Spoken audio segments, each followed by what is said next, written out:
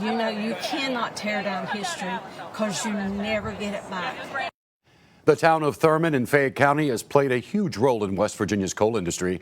During the 1900s, the town was the largest revenue generator for the Chesapeake and Ohio Railway.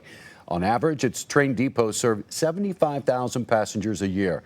However, after the switch to diesel engines, local coal mines began closing. Many people moved away. Now, buildings that have stood since the heyday are now at risk of being removed.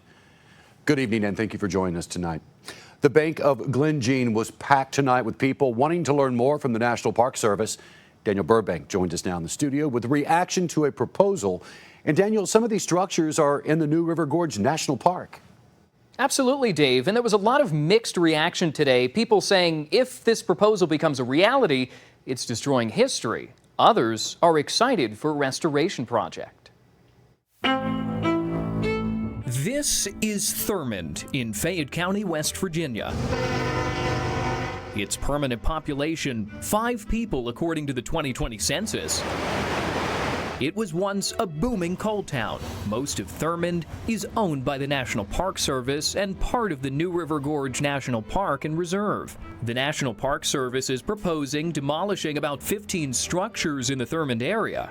Today, at a public meeting at the old Glenjean Bank, the National Park Services showed diagrams and reasons why they want to demolish 35 structures throughout New River Gorge National Park.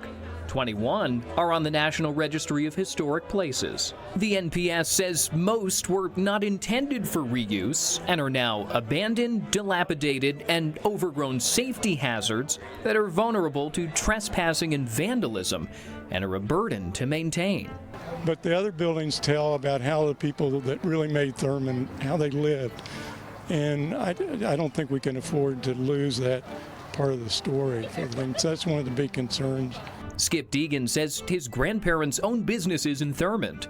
Attendees of Thursday's meeting say it's important to thoroughly examine the proposal. You know, you cannot tear down history because you never get it back. There's no way you can ever get it back.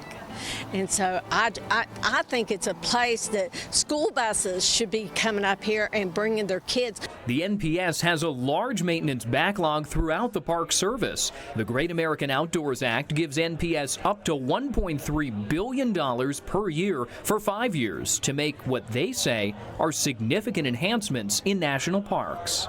The Glenjean Bank right behind me being a really good example of a structure that's in really good shape here in the park that the park uses, and so it will, free up funds from those things to be put towards the most significant structures. Others at the meeting say they're happy to have clarification on the proposal.